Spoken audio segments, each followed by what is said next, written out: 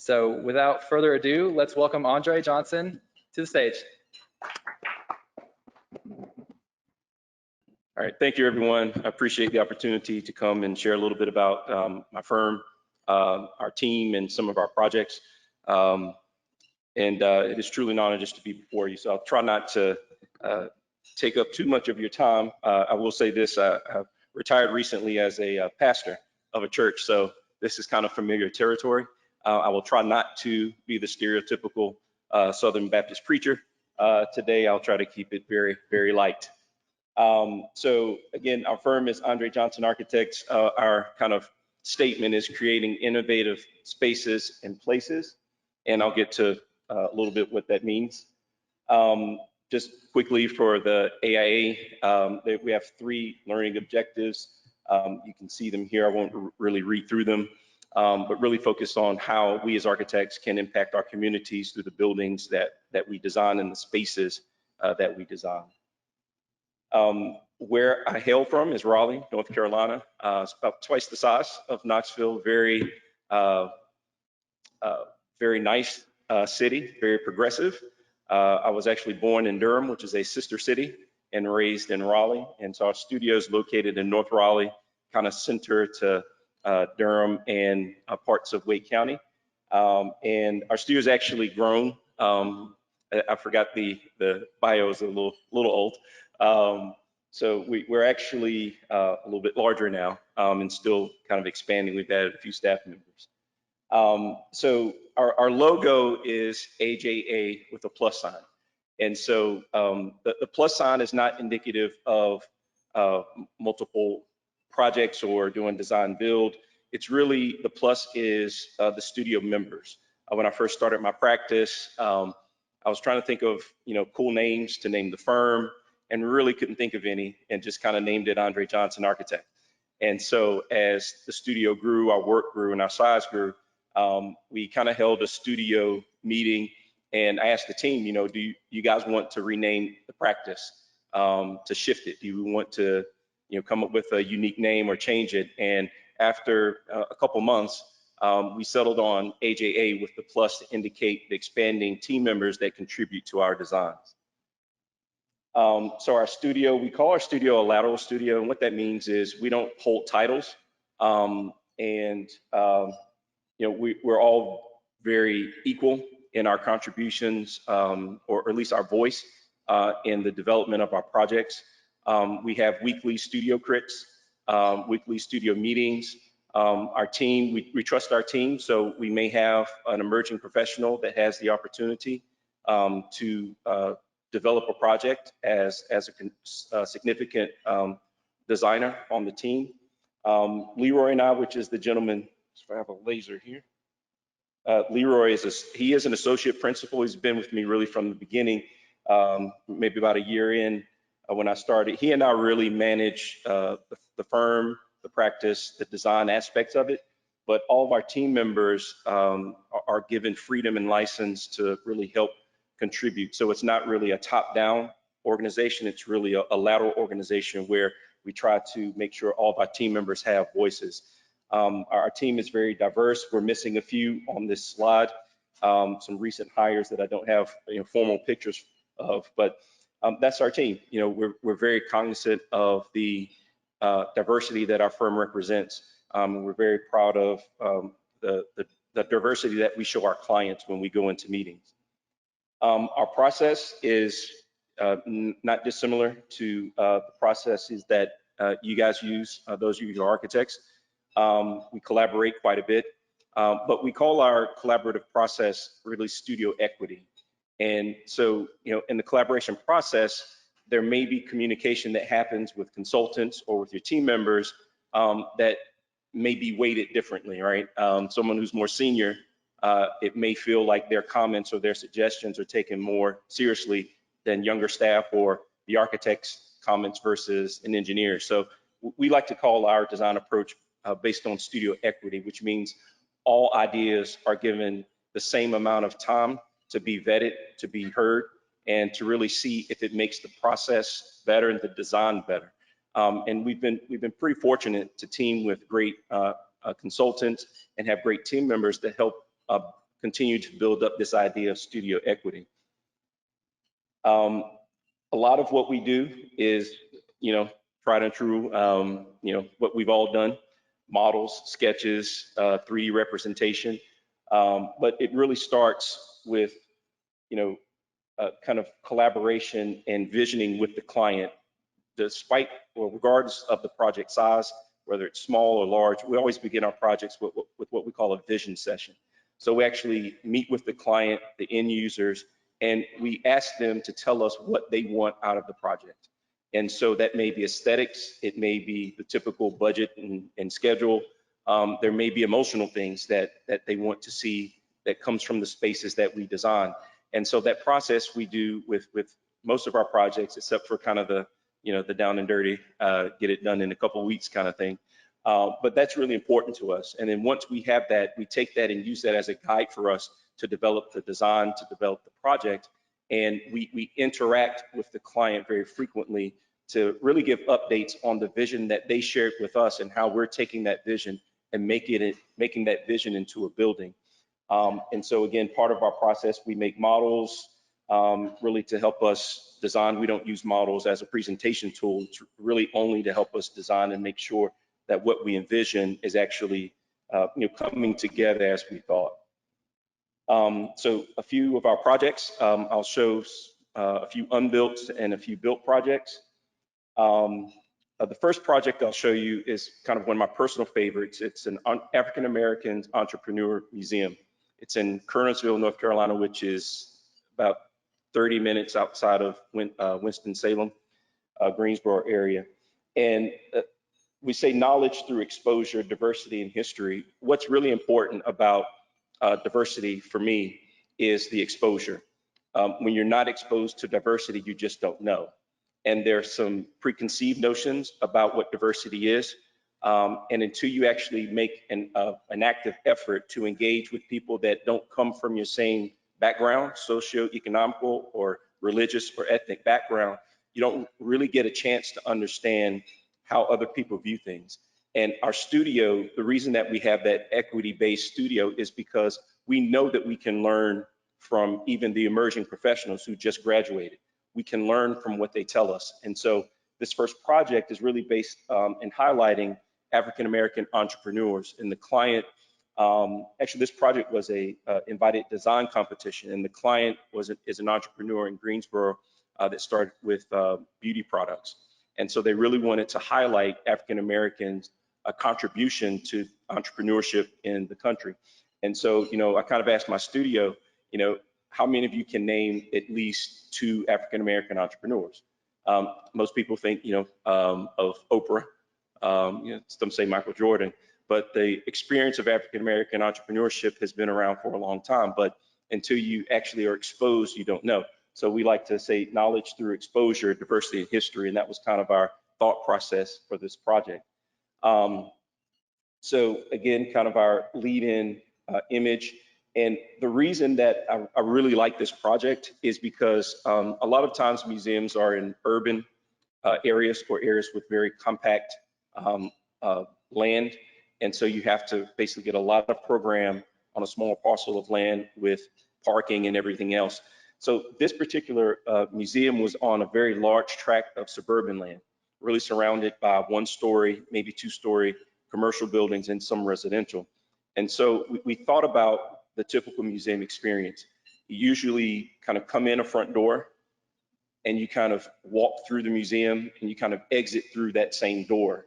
And so your experience is really captured within the walls of the museum. Again, very beautiful museums we have throughout the country, but we wanted to look at it in a different way. What if your experience was more than just the building, it was the site?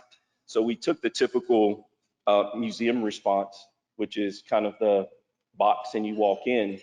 And because we were in a suburban area, it really didn't make sense in our mind to go vertical. We had the land and we had the opportunity to stretch out the project. And so what we decided to do was to really flatten that, that program, keep it at a 1-story, and then create really kind of program separation and invite the visitors to the museum to actually enjoy the entire site as an experience as opposed to just the building. And again, I'm not criticizing, you know, the beautiful museums we have, but a lot of times it's beautiful landscape, beautiful building inside and out, but you can't enjoy both together. You kind of pass through one and you're not really experiencing it. So with this one, we kind of broke out the museum into pieces, arranged them based on permanent displays, transient displays, and what we call semi-permanent displays. And then we kind of captured an area around those pavilions to create an outdoor space that was part of your museum experience. So there are some statues, some plaques that are outside that are part of what you experience going through the museum. And so some of the things we added: landscaping, display areas, and making the connections. And so here is the floor plan of the museum. And so you can see the entry sequence is through a portal, but what we created additional portals around this outer shell, which was basically a fritted glass screen. We did some design tests on bird safety because it's in a suburban area. Even though it's one story, it's a lot of glass. So we looked at patterns of the frit for bird safety. But what you can see is it's kind of an outer screen with inner pavilions. And so we have the entry pavilion, which has the gift shop and kind of the permanent areas and permanent displays. And then we have the semi-permanent and the transient. And below, we actually have all the staging areas for the museum. And so this is kind of that front entry portal that you see here. And so these kind of interior spaces that feel a part of the outside, but also are connected to the inside. So very simple materials, fritted glass, steel. We have one of the boxes is completely glass, but we've kind of screened it with a wood scrim around it. And then the other ones are solid with a wood louvered system to create the texture. And you can see here the glass box is the main entry hall. One of the things that we wanted to do was to create an area inside the museum where kids could play. So we kind of created a large reflecting pool that's about 2 inches deep, obviously for safety reasons. And so, you know, the kids can stomp around in the water and play. And so we were trying to create a space that was more about inside and outside and that strong connection, and making them active as opposed to just visual. This is the gift bookstore, where part of the program was to develop a bookstore where visitors could come in and actually pick up books or memoirs or things from the entrepreneurs that are displayed. And so it looks out over into that main courtyard that you saw in the previous image. And so really taking advantage of the site and the organization to create that connection and transparency from inside to outside. A lot of what we tried to do with this building was kind of blur kind of visually and almost create some distortion as you're walking through the museum. So this is one of the bridge connectors. It's fully accessible. There are no stairs, so everything's ramped. Everything is very accessible. And the reason we have this bridge, because we lifted up the boxes slightly so that we can go from box to box inside, or you can go outside. And so we have these kind of bridges that are really glass on 3 sides.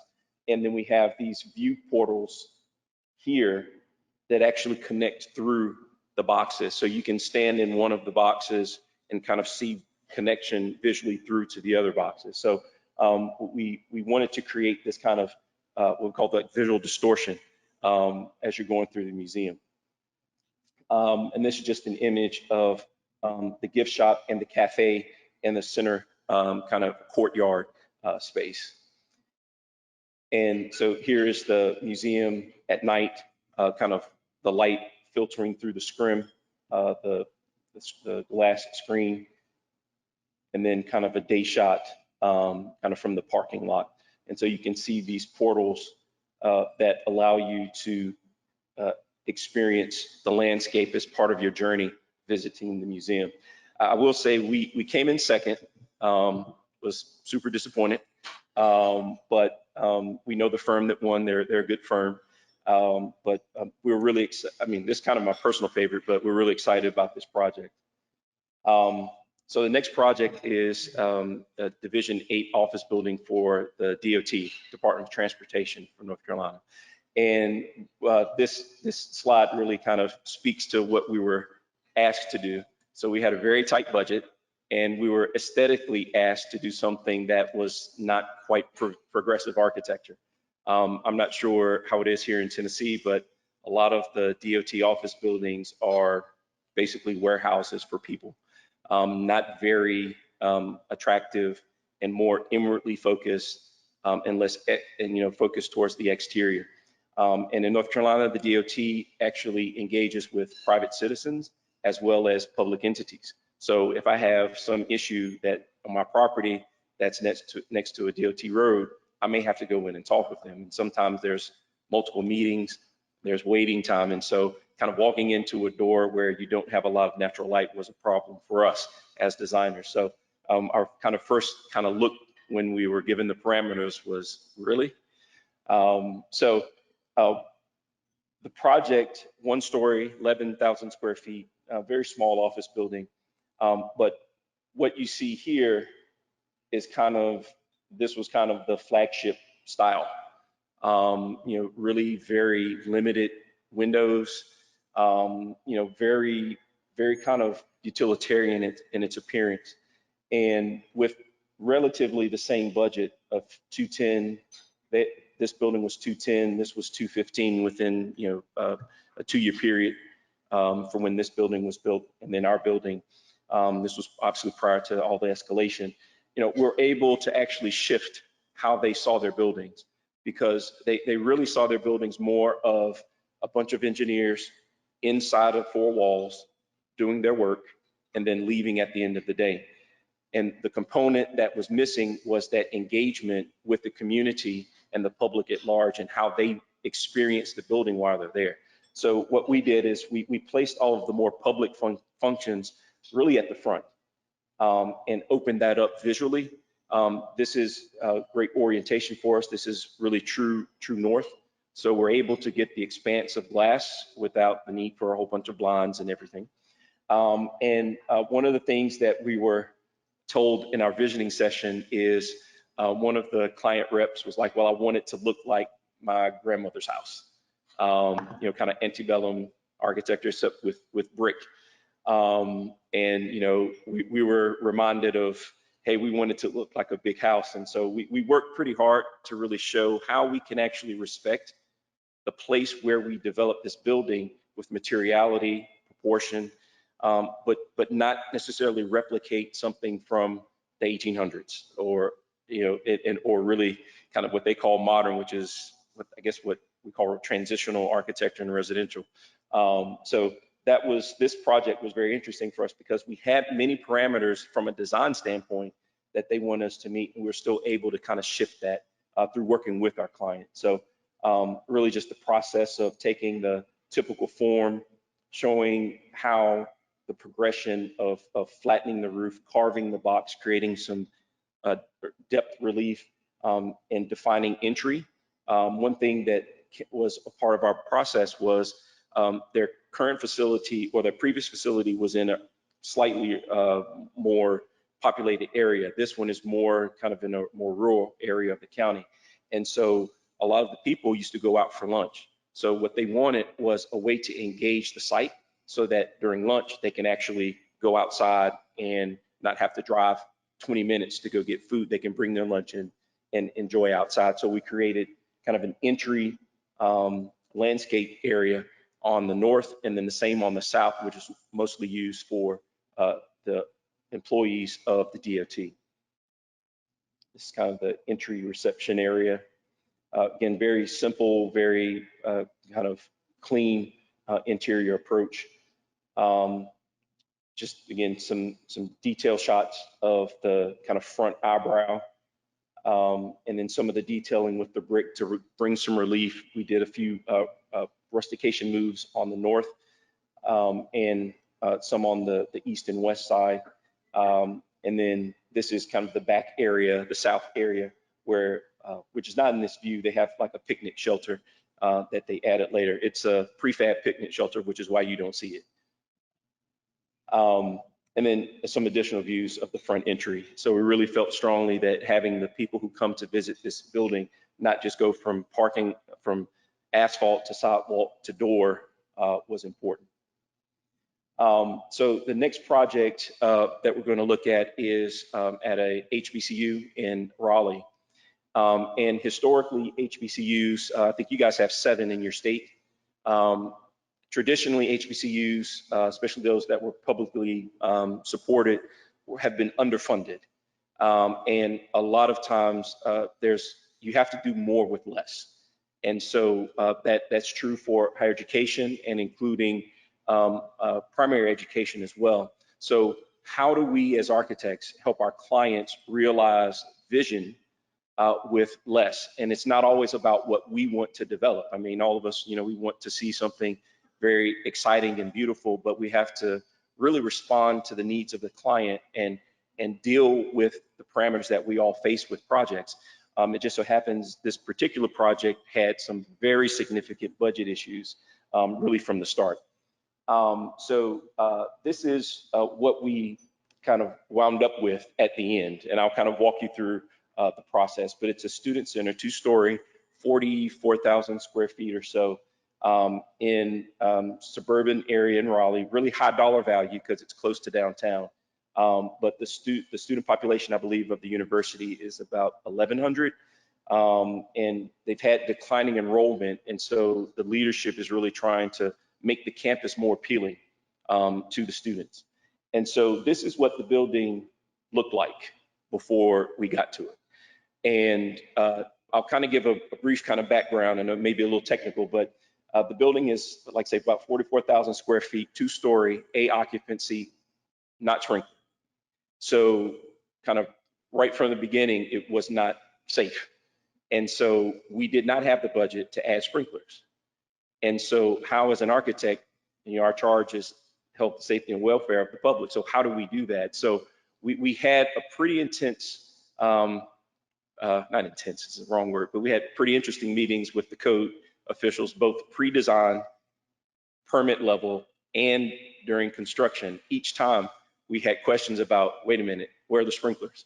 And so we went through the code and showed how we were not only making the building more safe by some of the things that we were doing with fire areas, increasing smoke detectors, reducing occupant loads, adding more exits, improving some of the exit stairs in the building because we were limited with our budget. And I was mentioning this last night at dinner. There are literally holes in the wall of the building. So it's a mass wall, load-bearing mass wall construction. There are holes that I could put, half of my arm through above the ceiling above the ceiling tiles. And I have no idea what was there before. So the envelope was terrible. We did thermal imaging, and there is moisture everywhere in the wall. So it didn't help us to provide fire protection when the building was continuing to deteriorate. So what we did is we worked with the code official. We laid out our plan, and we did a protection of the asset on the outside. So we basically reskinned it, got thermal moisture protection, and the owner actually probably next year will have the funding to do the fire protection or the sprinklers. And so this is what the building looked like when we got to it. And so we basically came up with a plan to provide exterior, basically correct the issues on the mass wall, use that as the backup, and do a metal panel rain screen. The south elevation, which is what you see here, is curtain wall, and we used a more heavily fritted glass pattern in some of the different program areas. So the area here you see is the student rec area, so billiards, game room. The area here is the main entrance to the dining area and kind of seating. And this area is a meeting room, and this area is a student study area. And this little balcony piece is the president's dining room. And so really, most of the budget went to improving the skin, protecting providing thermal and moisture barriers. We replaced the roof. And again, a lot of our projects really look at landscaping and how landscaping is not just an added feature, but it's actually integrated. And so there's a pretty nice plaza. It's dated from the kind of mid-60s, but it's really nice. It has pretty decent orientation, nice big shade trees. So part of our scope was to actually improve that area around the building. So this project is in construction. I think they'll be done end of February. So we're really excited about this. And so again, just part of our process, looking at ways to develop the south elevation, which was the primary elevation, just kind of some study models. And then you can see the landscaping design on the ground. And then we had an opportunity, I mentioned we reduced the occupant load to make the building safer. So they had large kind of roof terraces that were just pretty wide open, and the occupant load was really ridiculous. And so instead of trying to add stairs, which we couldn't afford, or other measures, we actually turned those two large roof terraces into green roofs with a limited capacity, and treated it more as a transition on the upper level because it's really an open student space mainly. And so we created these paths through this green roof to reduce the occupant load, but also improve the overall building performance and really make it nice. Instead of looking out onto a hardscape roof deck with kind of standing planters, we created a pretty nice kind of visual connection out, an elevated visual connection out to landscape. So some of the interior finishes really kind of spare. I kind of like to say we don't have a style, but we somewhat do. But really restrained interior palette. We had to keep the existing flooring, which is actually a pretty nice terrazzo, so we just kind of cleaned it up. Then this is the upper, the second level in the open student area, and we created some built-in seating, and they have furniture, loose furniture here. This is the student room, and the main communicating stair kind of comes up behind that slatted wood wall. And then this is the view of the building at night. So our next project is a project at a local university, North Carolina A&T, which is actually the largest HBCU in the country. It's a land grant institution. And so this project is a community and urban food processing facility. So the premise of the project is how do we help balance food insecurity? You've heard of food deserts. Communities that suffer from food insecurity, food deserts, there's kind of a perpetual cycle of deficiencies that kind of compound on each other. So how do we as architects take on projects, accept projects, or turn down projects, that really move society towards a better, more common good? In our firm, we don't do prisons, we don't do those types of facilities. Again, not criticizing anyone who does, but we've made a decision that they don't, in the big picture, help society. They don't help people get better. There are people who go into the prison system with minor offenses and come out hardened because of the conditions. And so we made a decision not to do those types of projects. But this project looks at another aspect of folks who are not maybe as fortunate as we are. That is inner city, that's Appalachia, that's really across the country. There are many types of communities that have food insecurities. So this project is really focused on how can the university help balance food insecurities through really helping small farmers understand how to grow their crops more efficiently, use really natural pesticides, natural ways to reduce crop destruction through pests, and extend life of crops without artificial preservatives. And so this building, this is kind of the main view of the building. adjacent to an existing building on the farm campus. And so I'll get into this in the next slide. So the farm campus, so the main campus is here, downtown Greensboro is here, and then the farm is here. So not terribly far, 3 miles or so from the main campus. And some of the components of the building include a creamery, which is to interact with the public, commercial kitchen, which will be used by, if I wanted to be a restaurateur, they actually allow those restaurateurs to come in and to prepare their foods and do kind of samples and taste test for the community. Biosafety lab, processing lab, so some of the main support spaces for their research. So on the farm campus, you can imagine there are traditional sheds, A-frame roof, Quonset huts, just anything you can think of agrarian, it's there on the campus. And so the predominant forms that we saw were either single pitch, A-frame, or a combination of the two. And so what we decided to do was to take those forms and really abstract them to create something that was still about the place where the building is, but progress the architecture.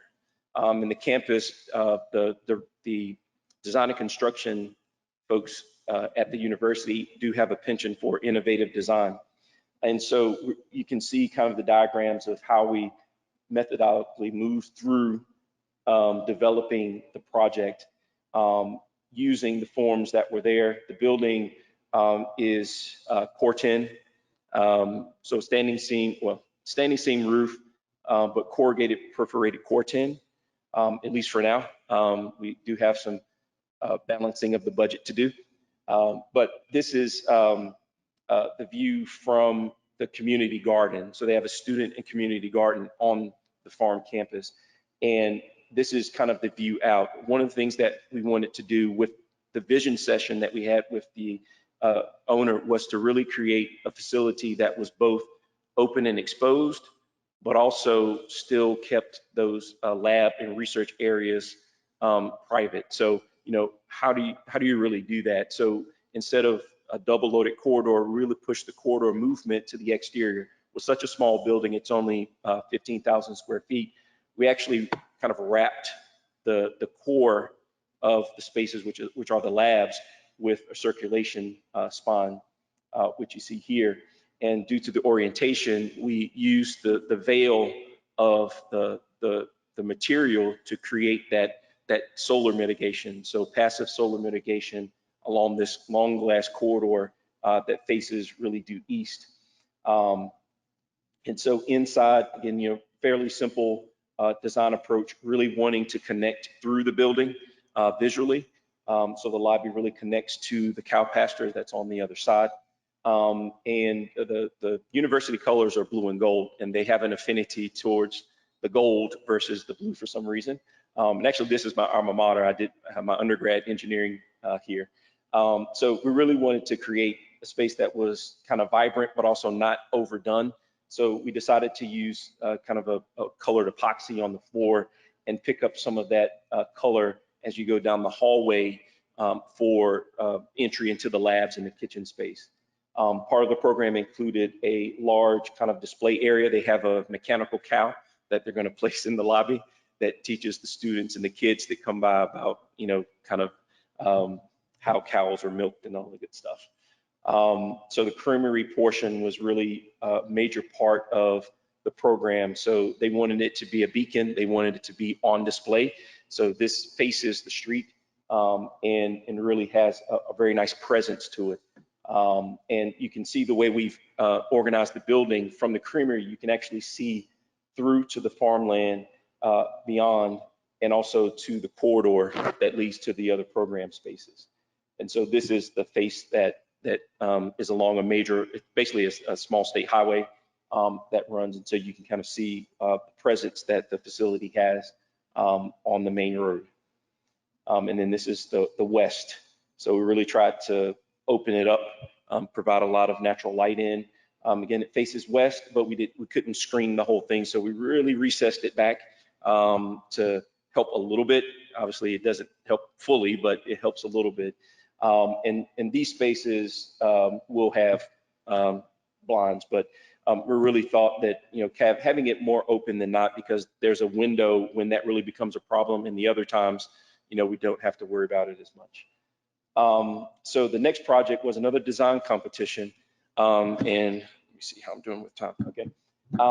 So this project was the Excelsior Club in Charlotte, North Carolina. There was an invited design competition to revitalize the Excelsior Club, which in the civil rights era was not only a political and social hub for organizers of the civil rights movement, but it was also a community center, nightclub. It was kind of everything that you would need in the community. So again, kind of having multiple uses for a facility to support the community. And so we were invited to compete for this project. So a really nice project. So the revitalization included restoring the club and also creating a museum and a hotel, a small boutique hotel.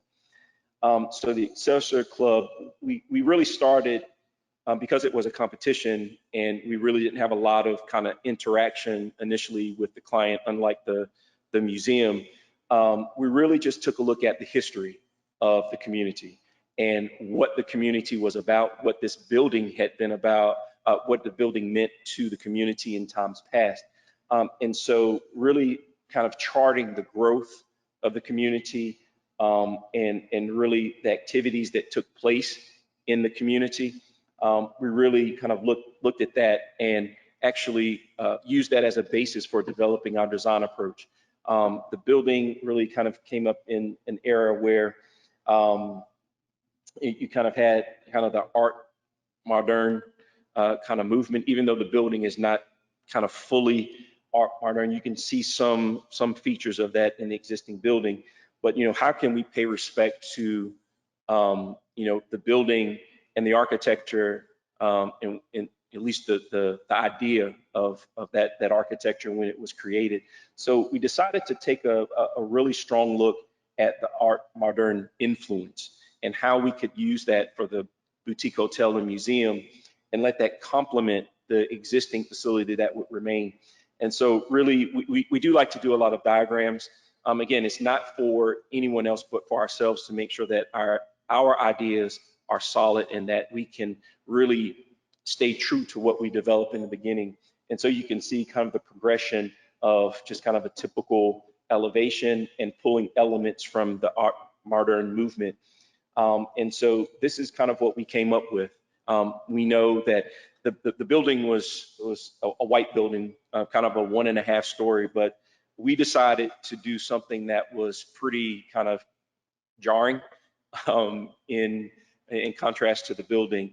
The program of the hotel was about 40 rooms. So, I mean, you can't do a 1-story hotel. I mean, the parcel was pretty compact and tight.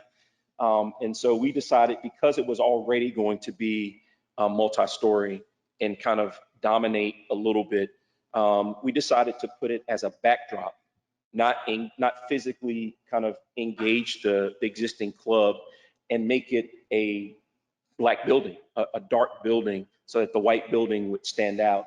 And so some of the moves of the art modern movement with the curved edges and kind of the fluid movements, we picked that up in the elevation of the building.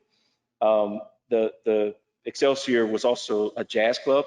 So in our interior approach with the hotel, we wanted to kind of bring out that stark, kind of dim look inside. So we have contrasting black and white inside the hotel itself. And then the jazz club, is kind of naturally dark. So we used a kind of a reflective black metal ceiling and kind of a dark floor, and really tried to play up that kind of intimate feel by making the space smaller with dark colors. And so that's kind of the main view from the corner, looking at the existing Excelsior Club, which was renovated, and then the hotel, and then the entry is kind of here in this glass connector. So the next project is a project for the YMCA of the Triangle. And so again, this one was a project where we were asked to not try to be design superheroes. We were specifically told, this is a campground. Do not come in and try to do something that's going to land in a magazine. Do a nice building, and we'll consider you guys in the future, right? So, so we listened, but we also challenged. And so all of the buildings on this campus are from like the 1950s. Well, let me take that back. Most of them are. They do have some replacement buildings that were in the last, I guess, 8 years or so. Again, but they have more of a strict kind of tie and homage to the cabins that are there and some of the other buildings. We challenged them a little bit, and I will say it was all fun, but there were plenty of meetings where we got sign off, and then 2 weeks later, it was like, wait a minute, can we change this? And I'm like, no, we're already halfway through DDs or whatever. So, but in the end, it actually worked out really well. So I'll kind of just go through. So it's a dining facility and kitchen. And kind of to give you perspective, the kitchen part is over 5,000 square feet. And the dining area is about, I think it's probably about 9,000 square feet for the dining. So it's pretty large commercial kitchen. They serve over almost 500 kids during the summer, their summer programs, 3 meals every day in this facility. And so it's pretty well used. They also rent out the campground and rent out the buildings. So what we did, actually probably should maybe show you this first. What we did with our approach is we studied the buildings that are on the campus. 1-story, A-frame roof, multiple pitches. Some have A-frames with a shed porch. This is actually the existing dining facility as it stands now. But we really just started off looking and understanding the buildings that were there. How can we develop a project that is of the current age, but also speaks to the buildings that are there? And so we spent some time, the design team, there's like 4 of us that went out, just kind of walking the entire site. And it is a massive site, 2 lakes, kind of wooded trails. I mean, it's pretty big, but very scenic. And so after, understanding the buildings, looking at the site, we presented, several ideas to the client. Still all very respectful, but the buildings on the campus use T111, basically plywood siding. They wanted to replicate that, residential asphalt shingles, kind of residential windows. And so it was very kind of simplified architecture. And so we came back with an approach that took the T111 panels. They usually, on the camp, they use the larger kind of boards. We actually convinced them to use the T111 vertically oriented with the smaller kind of planks. And so it gave a different texture, but still used the material that they wanted. We suggested slate roof. They said, no way. Because of maintenance, they actually repair some of the buildings themselves. And so those of you who've done slate before, that's not something, you can kind of do yourself. So really trying to stay with what they have now with the A-frames. And so we have kind of two separate buildings, and that actually started because they were going to phase the project.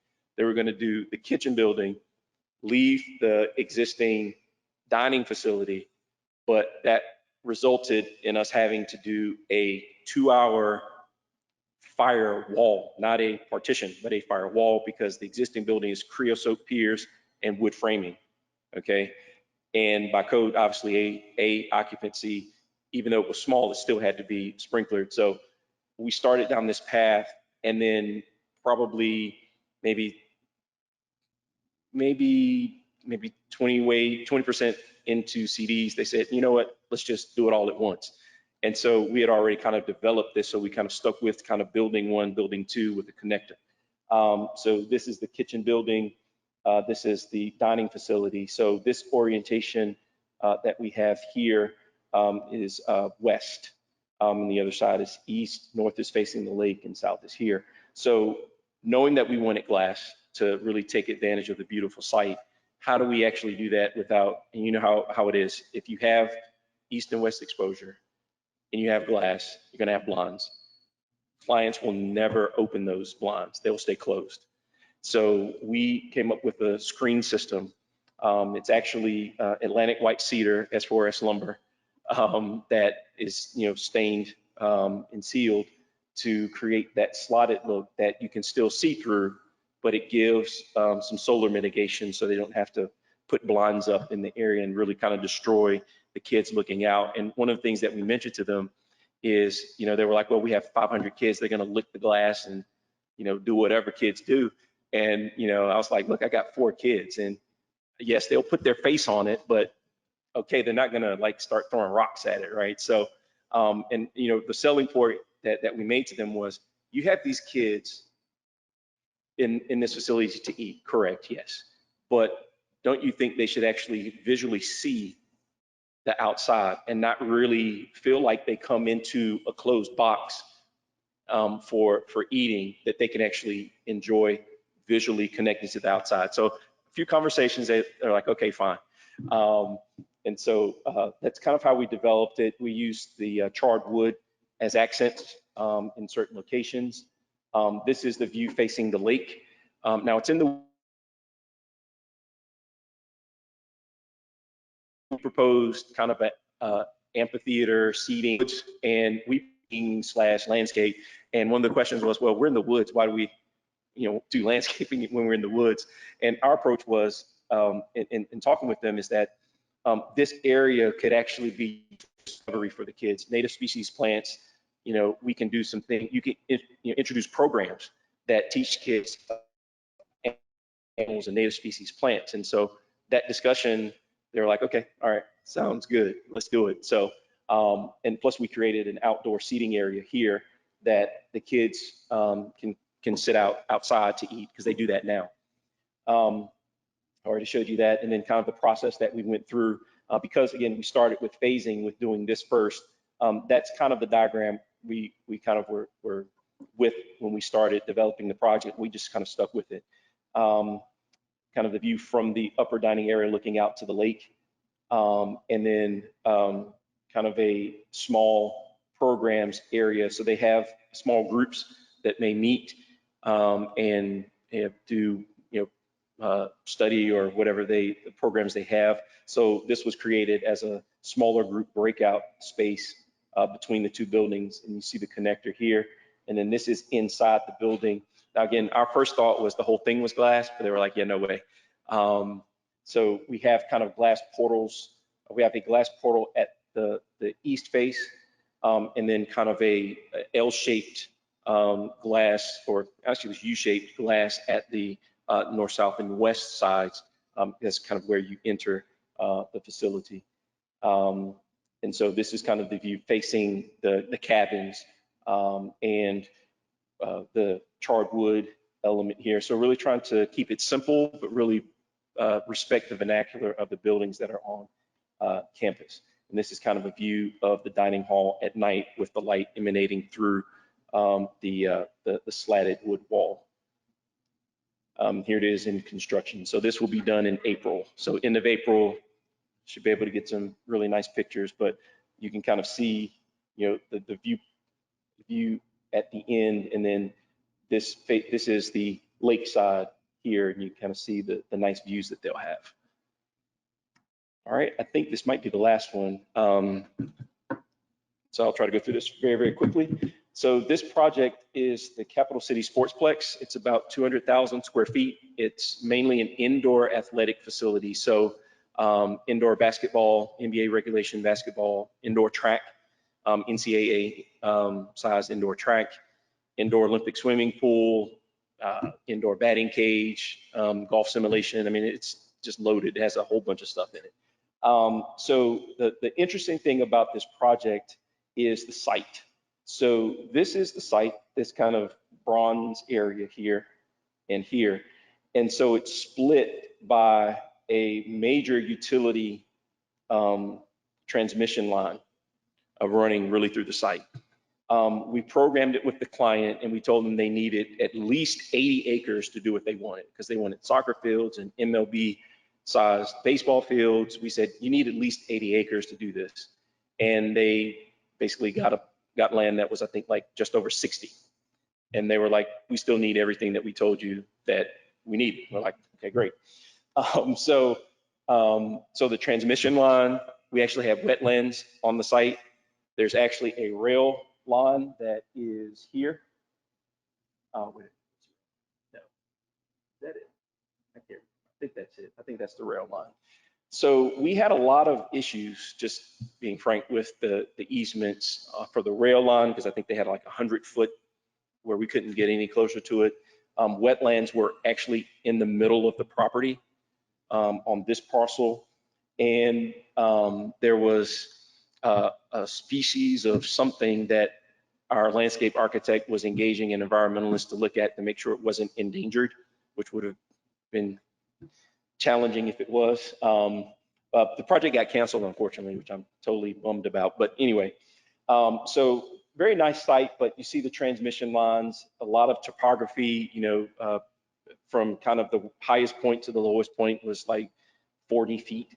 And so, really, how do we kind of fit 10 pounds in a 5-pound bag was the challenge. So what we developed was a super tight site. We had to engage with the rail company.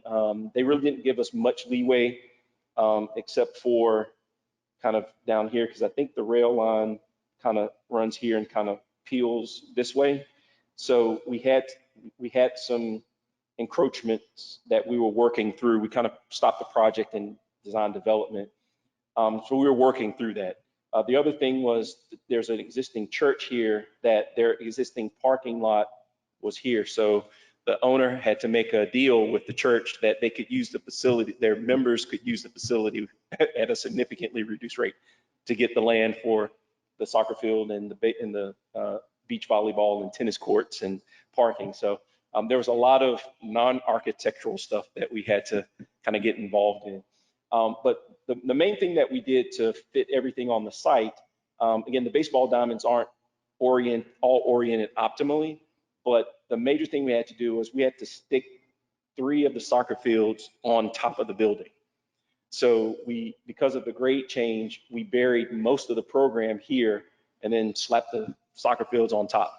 And the client wanted real grass for the soccer field. So you can imagine, yeah, it's hard enough to take care of soccer fields on dirt, real dirt. Now we lifted it in the air. So, but we like I say, we got through DDs, got through review and initial approval for site plan, at least by the town. But this is kind of the view of the project from kind of from the fields looking back. So to Olympic or whatever the regulation is for the soccer fields, the challenge was we have a glass building here with a view out and walkways. So you can imagine, they wanted to host like tournaments. So I don't know how many of you guys have played soccer before, but if you ever got dinged by a soccer ball, that's not something that's kind of like, oh man, And so there are kids here. So we actually developed the screen, not because we were trying to be super cool architects. It was because we had to provide protection for people walking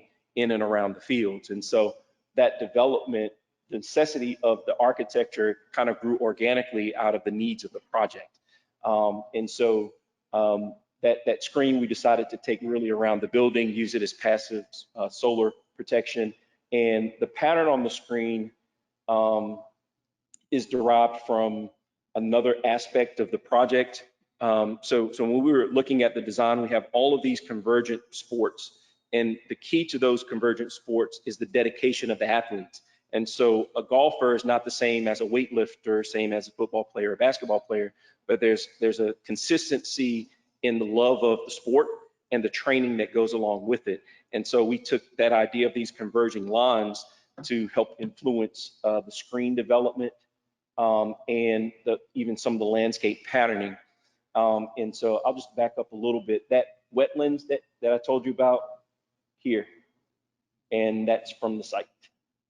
So you can see it was kind of challenging. So anyway, so this is the development. Like 80% of the building is technically kind of sunken in. We carved out land, carved out the dirt to kind of create the visual and daylight connections. And that's kind of the main kind of building that sticks up above the ground, 2-story. It has the offices, classrooms, daycare, golf simulation, some of those entities, program entities. And so that screen really became kind of a defining architecture for the building. Really starting out of necessity to protect the patrons of the facility.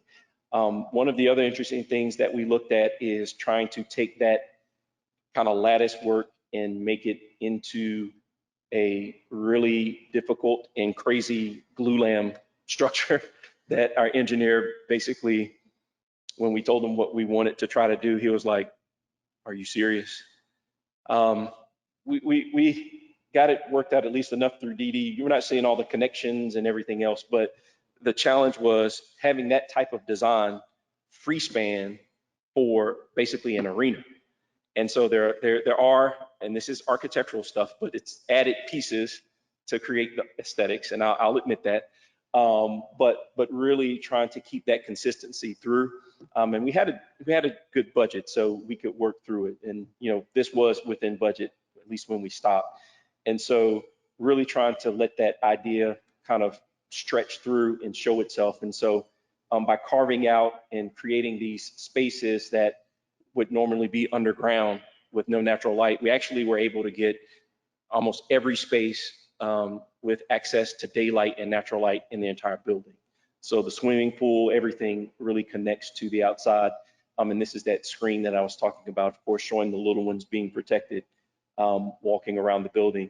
And this is kind of the parking lot main entry view at night. And one thing I failed to mention was this is actually a light monitor at the swimming pool. So we kind of carved out into the ground, lifted up and peeled up the earth so that we can get natural light to filter down into the swimming pool. So on the other side of this kind of lift and carve out is kind of a lawn area for kids and folks to sit on. And so with that, that kind of ends our project, but I wanted to kind of wrap up this discussion with one of my main focuses in the profession is diversity. That is both gender and ethnic diversity in our profession, and how do we do that? And one of the main things for me is when I started my firm, I mainly started focusing on African Americans because we're like less than 2% or maybe just 2% of licensed professionals. And so how do we actually help improve women in architecture and leadership, other minorities? And I think that comes by several things. It's not enough to just say you want diversity, but you have to advocate for it. So that's not just having a diversity hire, that is actually making sure that when you hire someone that's not your typical, whatever firm structure you have, not your typical employee, is making sure that you provide the advocacy for that professional to develop. And just human nature, we tend to gravitate and are more comfortable with people that come from the same backgrounds. It's just kind of how we are, but we have to break that. And so like in our studio, we try to make sure that we are engaged with as many people as possible, and the advocacy that we have goes beyond just a hire or a lecture. It goes into being active. And so that's the part of diversity that I think is sometimes missed. Mentoring is key. I'll just confess this. Even as recently as right before I started my firm, almost left the profession. And I had 2 episodes of leaving the profession in my career. And so in 25 years, I was at first going to be a doctor. I was like, yeah, I can't stand having somebody being sick in front of me. Like I would turn into a sobbing mess if I had a sick kid in front of me. So I said, I'm definitely not doing that. And I said, okay, well, I'll be a lawyer. Well, I'm not a good lawyer because I talk too much and I share probably too much information. So I was like, I would not have a job. So like I said, okay, I guess I'll stick with architecture. So I was in school 7 years, but mentoring is what kept me, because when I did apply to schools, at least for law school, but didn't do it. Mentoring kept me in the profession, because when I talked to my mentors and said, listen, I'm done with architecture, I'm frustrated. And it wasn't the work, it was places where, the places where I worked wasn't a good fit for me, at least definitely the last place I worked. And so how does that influence, diversity? Well, you have to understand that every person is not going to be a great fit for your firm, and your firm is not going to be a great fit for that person, but you don't necessarily have to sever ties. And mentoring is not just people who work for you. They're people who you interact with, students. There's students that work for other firms that we still connect with. There's students that, won't, put in an application to join our firm, but we still provide that mentoring to make sure that we don't lose talented people in the profession for circumstances other than, they just want to do something different. Opportunity, that is what's key for me. I've been very blessed and fortunate to have opportunities to show what our firm can do. Sometimes when I walk into the room, I am the only minority. And, that's fine. But the opportunity to show what you can do and what people you have that work for you is important as well. And we have to make opportunities out of every project to tell a story. And we guys know that. I mean, we all went to architecture school and parties and concepts, but really, how can our projects speak to what we believe in? So those projects I highlighted speak to some of the things that we believed in, not necessarily something that explicitly was a direction from the client, but something that our team felt. And so we made that really manifest in some of those projects. And then interest. I can't say enough. Interest in things that make our communities better is key. So whether it's an affluent community or a less affluent community, interest in making communities better is key. I'm not advocating for a certain type of society, but we know that when there are opportunities for equity, people tend to respond better. And so, for us, that's kind of where we focus. So last thing, Diversify Architecture is a group that I am on the board of. And I know it's the same shameless plug, but they do a lot of great work, and they're trying to expand. And what it is trying to make sure that there's diversity at all levels in architecture, to make sure that we have more voices and different voices that help us design spaces, buildings, cities, because we drive that. Our architecture can impact how we affect our communities. And then NOMA, National Organization of Minority Architects, it is not just for African Americans, it is for women, it is for Latinx, all the groups that are in a minority in the profession. It's a way for connection. It's similar to the AIA. It's continuing education, social interaction. They have design awards. It's really a way to kind of broaden the perspective. And so with that, I do want to thank you guys for your time, and thank you for staying. I know I've gone a little over, and I know how busy everyone is. So again, thank you for everything, and I appreciate your time. Great.